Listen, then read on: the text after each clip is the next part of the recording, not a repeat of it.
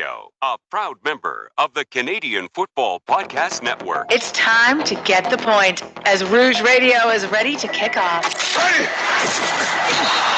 The best football talk with the best in the business. So what is the cost? You have 2 first-round picks this year because the Argos are dumb enough to trade for Drew Willie. A few rookies. We go directly to the on-field product. We welcome to the show the 20th overall pick in this past Sunday's CFL draft, DeAndre Wright of the Alouettes. DeAndre, welcome to the show. Thank you, guys. Thank you for having me. And the occasional Hall of Famer. Please welcome Doug Brown, who is one of the members of the current class of 2016 in the CFL Hall of Fame. Doug, thanks for joining us today. Oh, thank you, guys, for the kind words and for having me on the program. Rouge Radio is on the air. Here's your hosts, Robert Dalton and Tony Allen. Surprisingly, both of us were not signed by the Edmonton Elks through the free agent period, the legal tampering period. Neither one of us. But one of us wishes that they were snagged away from the Calgary Stampeders. It's the Rouge Radio podcast, powered by the Canadian Football Podcast Network. This is episode 518. We are sponsored by the good people at Manscaped. Let's get the booth announcer here. We're going to do that. I got to get this. There we go. Rouge Radio is sponsored by the good people at Manscaped.com. Go to Manscaped.com, enter the promo code Rouge, and you get 20% off your entire order, as well as free worldwide shipping. Gentlemen. Thank you. Tony, how's it going? Oh, it's going pretty good. I can't complain. I mean, my previous text conversation would indicate that you are complaining, but we're not going to talk about that. Where are you? We haven't played this game in a while. Where's Tony? Yeah, I'm back on the road, staying at another work camp, this time in Wandering River, Alberta. That's where I am now, Wandering River. So we'll look for that to show up on the podcast. So for all us geographical nerds, where is Wandering River? Oh, let's see. It's if you go north of Edmonton, follow the 36, I believe it is, like you're going up to Fort McMurray. You'll find us just as you turn onto the 63 or 36 highway going north. But that is a ballpark of where you'll find us, north of Edmonton, north of Lac-La-Biche. I'm relatively sure that there's a lot of people that are listening to this podcast that know where Wandering River is. But when you gave me the directions, all I can think of, you watch Saturday Night Live? No, the I've Californians. Never. Okay, the Californians. Okay. I've seen that skit. Yeah, I can't do the accent, but that's exactly like you go down on the 402 and get out of here, Stuart. Okay, that's about as piss poor interact. It's pretty good. It's pretty good. Yeah. Pretty good. Free agency, obviously, all 9 teams participated in the legal tampering window. We gave our bold prediction. I think we kind of nailed. I think we had Kenny Lawler going to Hamilton or Eugene Lewis, and and that was kind of my bold prediction, and it came to fruition. Otherwise, I think we were kind of off on a lot of things, but we'll go through it. Each 9 teams and give our quick synopsis, as well as some grades. We'll start off with the BC Lions. The BC Lions obviously didn't go through a heck of a lot. I think the biggest move that they did was a trade that sent Ryder Varga to Toronto in exchange for Dijon Allen on the line. They signed David Foucault to shore up that offensive line because that needed help. They re-signed Michael Couture. But I think the biggest move that they did, aside from signing Mika Awe away from Calgary, is backup quarterback Jeremiah Mazzoli away from the Ottawa Redblacks. Quick thoughts, quick synopsis. Passing or failing grade over in BC? No, they get a passing grade. They did get some good stuff. Locked in some players that they had. I like Awe. He was good in Calgary. I think he helps bolster BC. Yeah, it was a good solidifying. Again, nothing jaw dropping. If we're grading them, that's like a solid B grade probably, because I don't think they had too many pieces taken away from them. And to lock into receivers, Justin McManus is obviously very huge for them as well. It's BC did pretty good. It'll be interesting to see what kind of chance. I think we've already established I am a Jeremiah Mazzoli fan. I was hoping Mhm. for big things for him in Ottawa. Obviously, he was never going to overdo Drew Brown at this point. That's his football team. So we'll see what happens now when there's not the expectations on him. And I wish him the best in BC. Yeah, and I love that acquisition in Jeremiah Mazzoli. I think that nails that quarterback room. I think it's a tad better than it was a couple of years ago. Um, no disrespect to Vernon Adams when it was Nathan, it was Vernon Adams, Dane Evans, and Dominic J. I think that's what it was. And no disrespect, but I think the combination of Nathan Rourke and Jeremiah Mazzoli, because these are two different quarterback styles, and Mazzoli has proven to be able to get it done in a backup role. So I love the fact that you're not relying on the Mazzoli, but at the same time, I think it remains too early to see if the bolstering of that offensive line was enough. I'll give them a passing grade because they did something. I just don't think they did enough. I think that Well, I like offensive the line addition of needs. Adam Konar too. I do like the Yeah, addition of yeah. Adam Konar too on their defense. Like small things, maybe B, might maybe a B minus hmm or a C I, plus. I mean, I'll give them a passing grade because they did something. But I think the Yeah. biggest move was not through free agency. It was more of through a trade. Like I said, the Dijon Allen for Ryder Varga trade is probably going to be the epitome of their offseason, and it's too early to see if that will pay off. Spoiler alert: I don't think it will be enough. That Western Division is going to be a slobber knocker. Edmonton Elks. They did the most work. They signed the big names: Robbie Smith, Jake Sherezna, uh, Terrell Ford joins his twin brother in Edmonton. Keon Julian Grant. I love the moves that they did. I'm not going to complain about them. What I am going to have an issue with is that they've lost Dylan Mitchell, they lost Kevin Smith, they lost Eugene Lewis, and they replaced them with, well, they didn't replace them, but they have Curly Gittens Jr. and Keon Julian Grant. Phenomenal receivers. I don't like.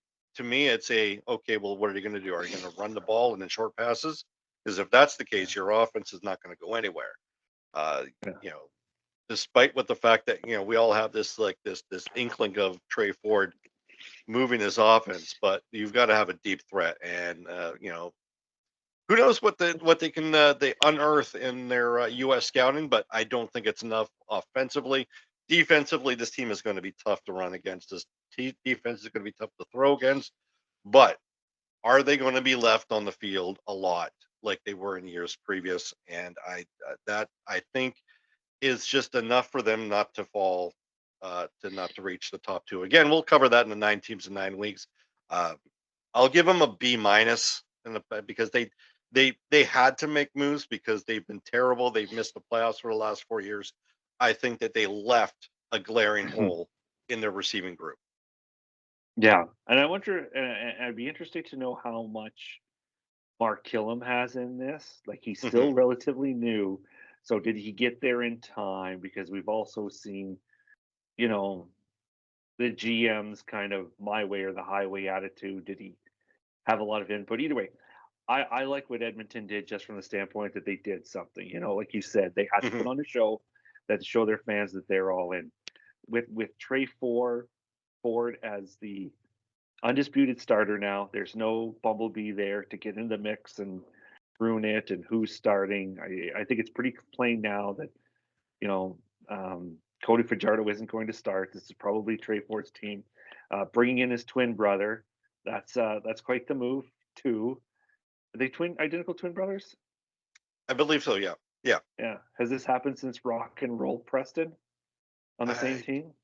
Or actually, don't did know. Saskatchewan or BC ever have both Rock and Roll Preston? No, but I believe Saskatchewan had the both Herdman Reed twins brothers. Anyways, I did. Yeah. Wandering off, I give Edmonton an A because they did what they had to do. They had to Mhm. put on a show. They have to go out and do it. And for me, that's what you had to prove. They get an A for that. And I do like the thought of what Edmonton can be, whether or not it happens on the field. And too many times we've seen teams do this and them not succeed. But this time Edmonton had to take a shot at it with Mark Killam in there now. It'll be interesting to see what happens. So across the board, we see this sign everybody.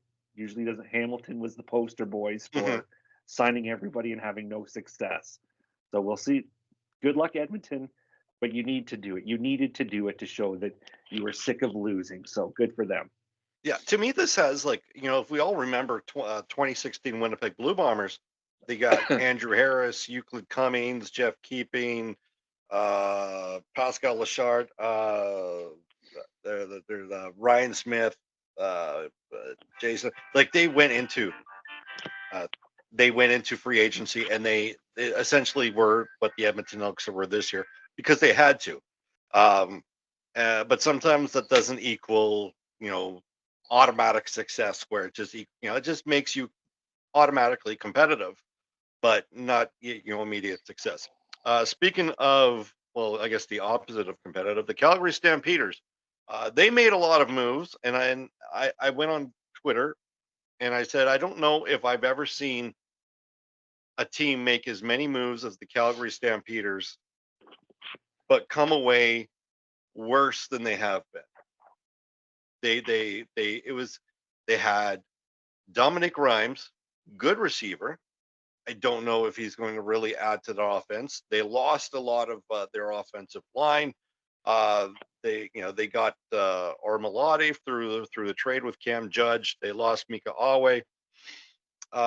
They got Tevin Smith from Edmonton. They got Damon Webb, and obviously we know the acquisition of Vernon Adams Jr. earlier in the off season. I still like this team. Just it's got more holes than trying to think of an analogy of a hockey goaltender. More holes than Yeah. Andre Raskil's 5-hole. I don't know. That's about as much as I can do to throw in that name drop. They got more free agents than they have in the last 5 years this year, and it still left them, with the cupboard empty. And to me, it just kind of leaves like, what are you doing, Dave? What are you doing? It's like you had all this opportunity. It just seems like you were like you should have planned for this, and it seems like Calgary did not expect to have to go through this. And then when they did so, it was like the guys that nobody wanted to sign. And I'll give them a C minus, maybe a D, that they did something to replenish some players. But you look at that depth chart. I mean, it's way too early to have a depth chart. It's February. TC opens up in May. But you look at it to what's available and what they have. There's holes in every group on that team. So I mean, you know what? I'll flip flop. I give them a D on Whoa. this offseason. I know you're a Calgary Stampeders fan. I don't know if that hurts, but your thoughts. I was going to come on and say I'm very happy with what Dave is doing. After all, I was going to come on and say after all of the dumping on Dave Dickinson that I've done, he's actually doing what I asked him to do, is go out and find players, be active in free agency for the first time. And here's the thing, like, you can say you lost this piece, you lost that piece, you're not better. It's like, but we weren't good. These guys still didn't win for us. So it's like, They're our best players, but they didn't win. They didn't make us better. So, and again, that's going to sound weird because they were good players to lose, Mhm. but we still didn't win. And I don't know how this season's going to go, and I can't give him a pass on the coaching part of things. On the GM side, he did what we asked him to. He went out and he made the trade for Vernon Adams Jr. Whether or not Rhymes is going to be what he was, Vernon Adams was clearly very happy to have him back as a teammate, and who knows what they're going to do.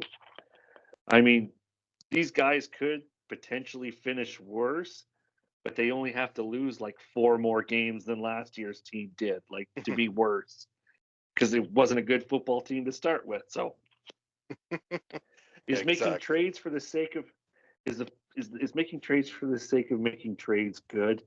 I don't know. There's people that are going to say, nah, but Calgary can't keep getting worse. Yes, record wise, they could be 0-17, but they just keep getting worse as it is. So it's a shakeup. I give it a B. I think everyone criticized for Dave and said, you don't find players anymore. You got to be active in free agent. He did it. Now let's see what the free agents do. Yeah. Okay. Yeah. I'm Um, willing to extend my leash to him now. But as we all know, when the season ended, I was like, this guy's got to go. Now it's like, okay, Dave, you've given yourself some leash now. So you've given yourself some rope. Either prove that you can do it or hang yourself with it. We are partnered with the good people at Sports Interaction. Go to sia8.com/rouge. Your first deposit gets matched up to 100%, which brings me over. If there is, and I haven't checked, over under on Calgary Stampeders wins this year.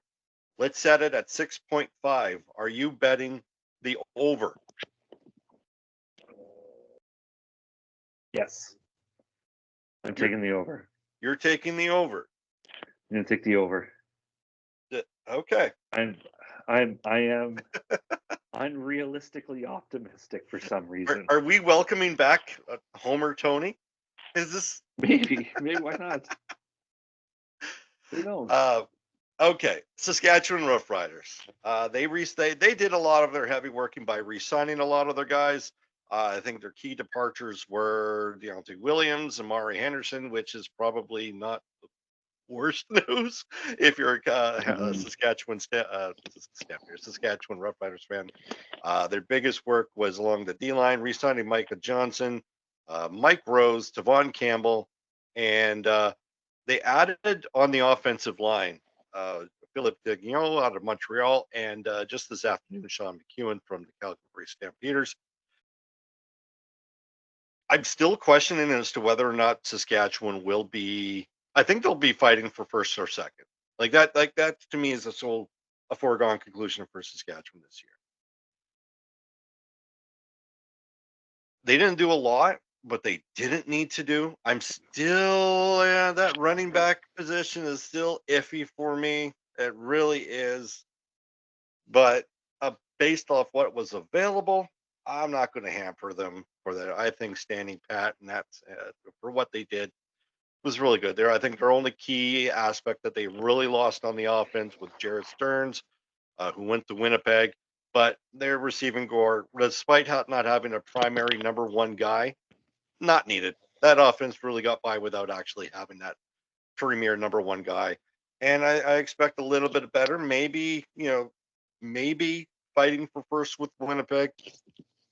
But I'd really have to give Saskatchewan an A plus for grading. Really? I don't think the moves that they did really oversimplify. They didn't oversimplify anything.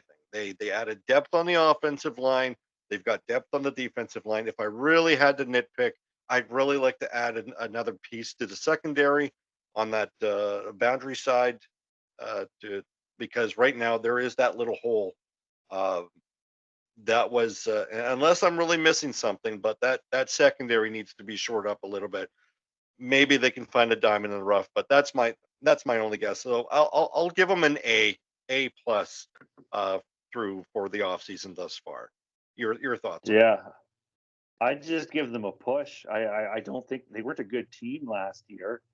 They made the playoffs, and to go back to that playoff game with the comments I made, like Saskatchewan wasn't in that game because they were a good football game, and it didn't come down to the winner being the best football team on the day. Or I just don't think Saskatchewan was a good football team last year. And if you add a few pieces here and there and basically go into next season with the same team you have, you're not a good football team. And I mean, unless they've got a quarterback that I wasn't aware of, because I'm pretty sure their only quarterbacks they picked up were two of Calgary's quarterbacks last year.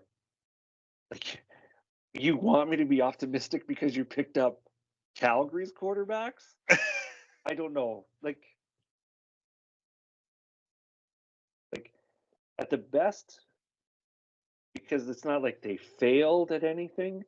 They just didn't do anything. So you get like, is passive 50%? Is that a C plus? Is that a C? That to me, that's all you get. No. You're not going to be any better than you were last year. Like, and if Calgary improves, you're going to be even a less successful team because you're going to have to play Calgary several times next year. And if they've improved, they were pretty much your only free spot on the bingo card as it was. If BC's better, if Winnipeg is even still on par with what they were, Saskatchewan's not going to be in the mix next year. If anything, they could be fighting with the Stampeders again for that last playoff spot. I don't think it's that far. But maybe it's, like I said, maybe it's Homer Tony coming back and picking on the Saskatchewan Roughriders, but yeah, I don't think they have Winnipeg Blue Bombers. It's not every day where you kind of, you lose a player like Kenny Lawler, you lose a player like Terrell Ford, and you come back thinking, okay, it wasn't that bad. And I don't want to be that guy. The last time Kenny Lawler went to go to left Winnipeg and went for more money, he didn't do too well. And the team he went to sucked. And Winnipeg went on his historic 15-3 regular season record. They lost the Grey Cup again, but it didn't hurt. Kenny Lawler leaving did not hurt them, and I don't anticipate them having some issues. I like the moves that they did. They lost Kenny Lawler. They released Drew Wolodarski. They brought in Dylan Mitchell. They brought in Gavin Cobb. Reggie White Jr., if healthy, is a fantastic addition. If he can stay healthy, then they brought back Dalton Schoen. I think that receiving core is adequate, not superior, but I think it's going to be equivalent to what we saw a few years ago. The offensive line, they lost Liam Dobson, but I think that their depth that they've had in previous years, as far as that 6th or 7th offensive lineman, is going to come back, because I think those guys like Marcus Vanderpool, and then there was also he played in, I forget his name, but he played in a couple of games when Patrick Neufeld went down. I don't think the starting offensive line is going to be an issue. You've got Tua Eli, who is probably going to play the left guard position that was left by Liam Dobson. And I highly anticipate Winnipeg going heavy on the draft in the offensive line position. Where I do have an issue with is last year they rushed 3, whether or not that was because of scheme, whether or not that was because they didn't have the depth on the D-line, whatever. I kind of expected, okay, that's a glaring hole. Let's fill it up.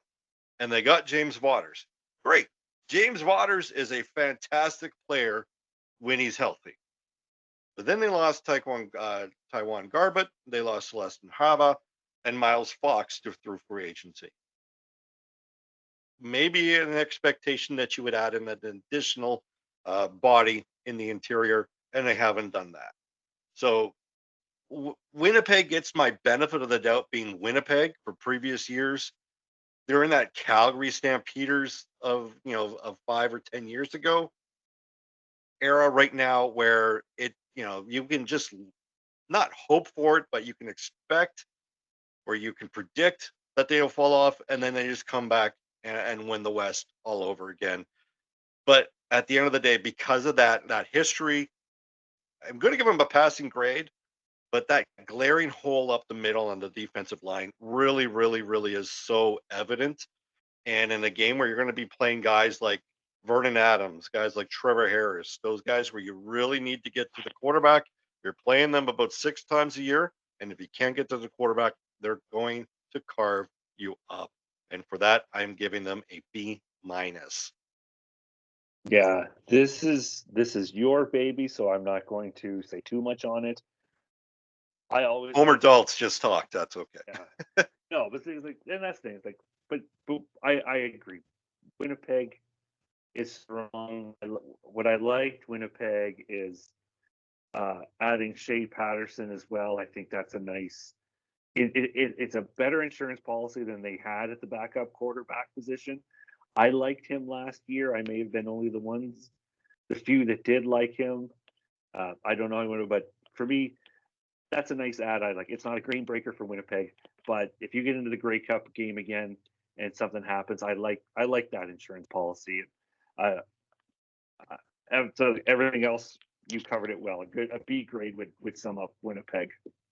One thing I did, and I completely forgot, but one thing I did like is the addition of Peyton Logan from Calgary.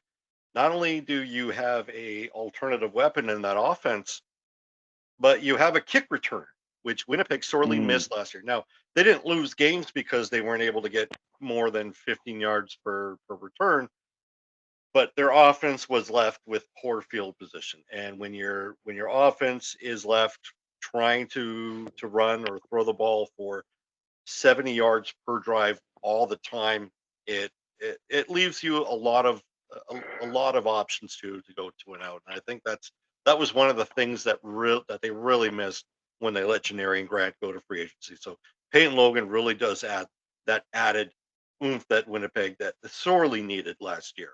And Calgary has been missing it forever. That is a big hit. That's a good point to bring up too. That was a major loss for Calgary too, because they haven't had an electrifying returner like that since I don't know when. Larry Taylor. Yeah. There you go. Larry Taylor. Hamilton Tiger Cats. They were pretty busy, just not as busy as we've been accustomed to do. Signing Kenny Lawler, Reggie Stubblefield, Liam Dobson, Brian Cole, Taiwan Garbett. Essentially, if you were a Winnipeg Blue Bomber last year, you joined the Hamilton Tiger Cats. They announced their new GM a few months ago in Ted Govaya, and I don't know why I didn't predict a lot of more Bombers going that way. It just always happens. A new coach, new GM always brings players that they're more comfortable with. And to be honest with you, and I know this is going to be the homer's part of me, but when you have an organization like Winnipeg that has actually had success, it's a no-brainer that you're going to go out and sign players that are available from said organization. Right? I mean, nobody's going to, unless you're an all-star, you're probably going to go to an organization. That's why Calgary, everybody expected them to fall down quicker than they did, just because they were the premier organization. They just kept on losing free agents and all that. So based off that, I don't know if there is a defensive line. I really would like to see them shore that up. So if I were to give out a grade, I'd give Hamilton a B plus on that one. I think I that's very nitpicking for me. They've got a lot of quality players. I really would have loved for Hamilton to shore up that defensive line, but I think a B plus is more than fair.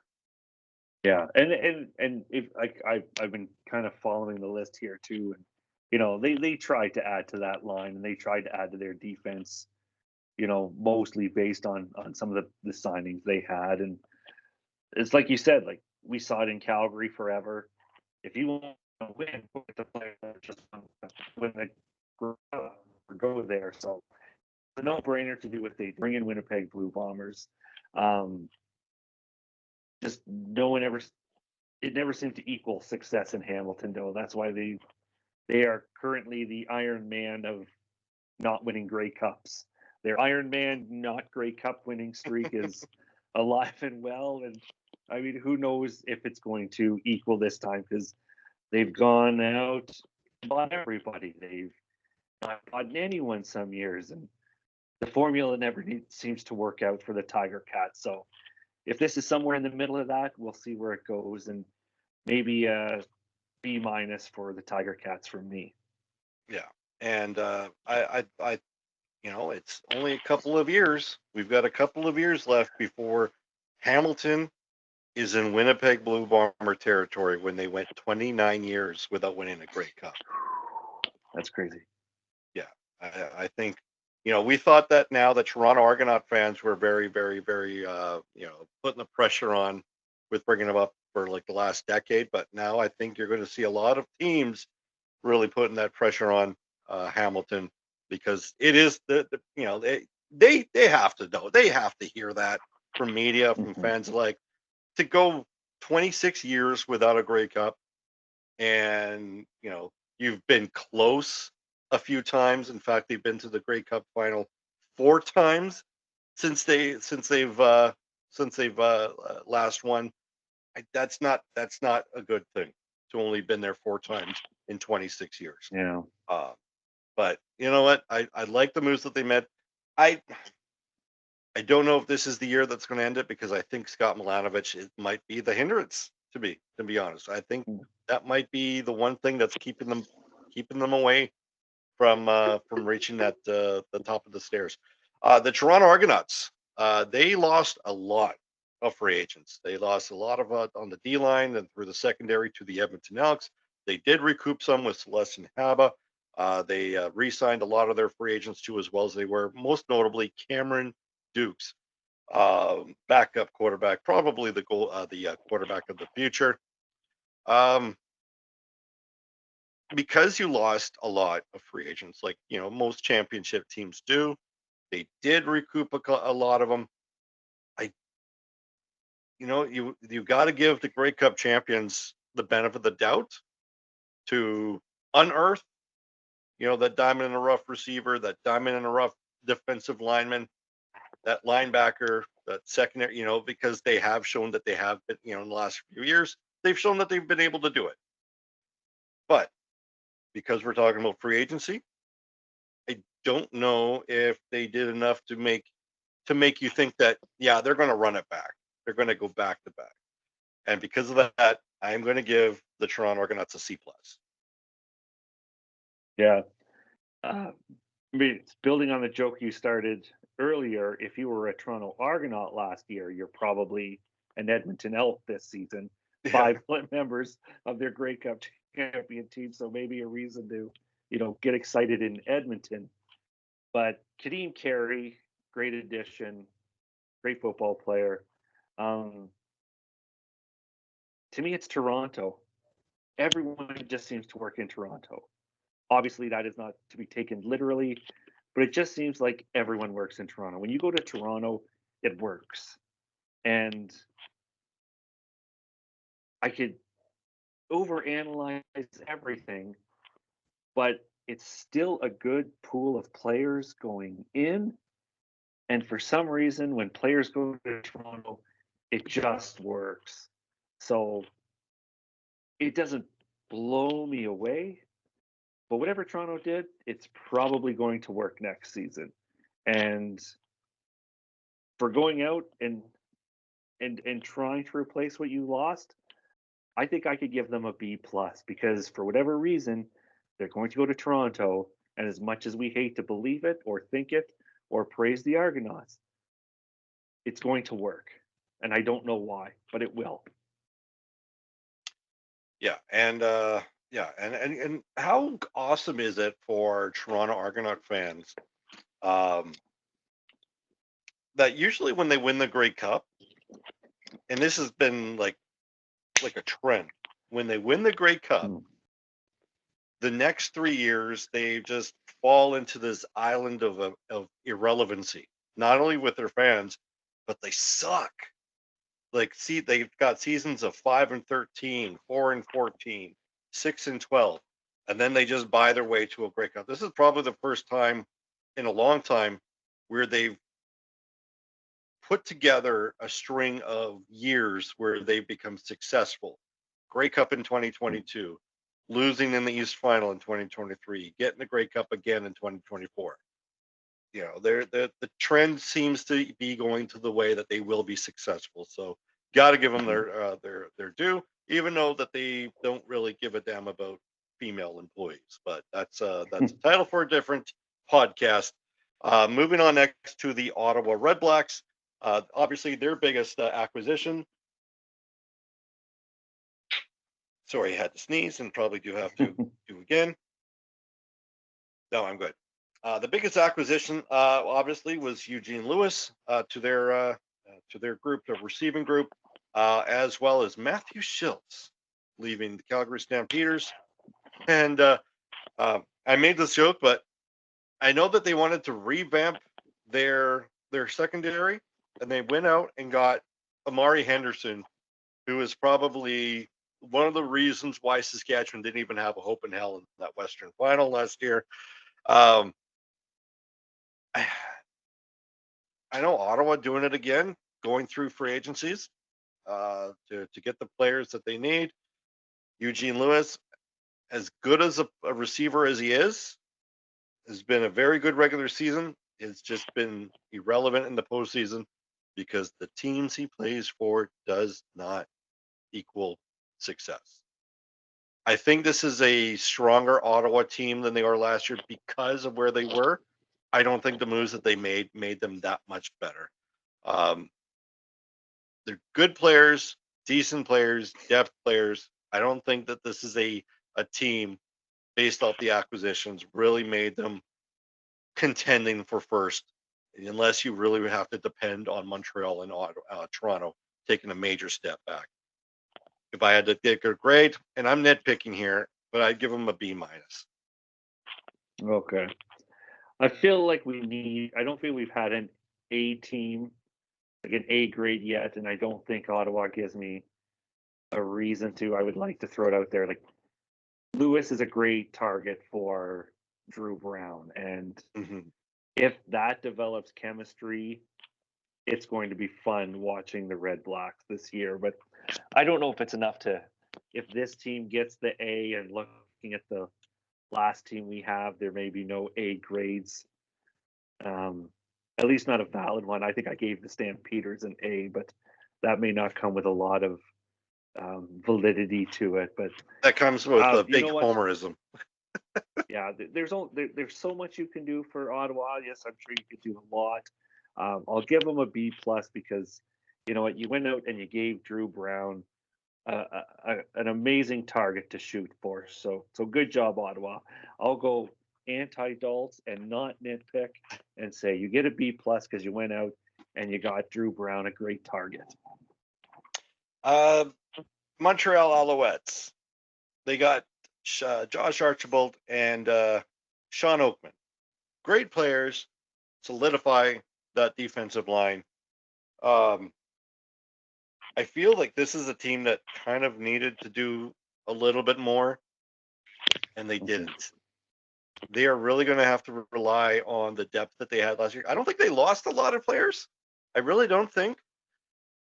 But they needed to add a little bit more. I think that they really, really left a lot of points on the board against Toronto. And they probably, they kind of failed their way up over the course of that they had that tremendous start. Cody gets injured and just everything kind of fell apart. And it was just lucky that Hamilton sucked and Ottawa just couldn't find a way to win post Labor Day until later in the season. So, I mean, it's going to kill me because I like the way that they operate in Montreal. And I also want to touch on Shawn Lemon because he has his indefinite suspension. And then the CFL tacked on an additional 2 games for failing a drug test last year, which is amazing that we found this out a couple of weeks or a couple of days ago, and the guy hasn't played in like 7 months. Like, this drug test was given by the people at Genius Sports. like, like, was this the world's slowest pee? Is that is that what Shawn Lemon was doing? I'm going to give Montreal a C- on this one. They're a good team. They didn't need to do much, but I would have liked to see them do a little bit more. Yeah, I'm not going to grade them on what they were last year or what they are. I'll grade them on free agency. They had more players go out that came in, and none of the names on there really jump out at me. I would give them a D. For a team that wants to prove they can win the East next year and prove that they can take out the Toronto Argonauts and prove that they're serious about it, I don't think they did anything that jumps out. I'll give them a D. For where we think they're trending to or where they claim to be going, I'll give them a D. Yeah, and one thing that really needs to be kept in the thought is they have a rookie starting quarterback next year, Davis Alexander. He is the first time, I shouldn't say rookie starter. It's his first year where it's his team, and I think that they just kind of left them with the same old, and I think I would have loved to have seen a little bit more out of Montreal.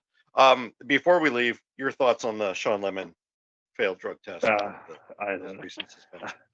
I know we've talked through. through. Yeah, I mean, it's just kind of, is it the CFL's way of saying, yeah, no matter what we do with your indefinite suspension for gambling, it don't come back to the CFL. Yeah, they don't want to come back. I don't know. It's getting to the point now where it's a little embarrassing.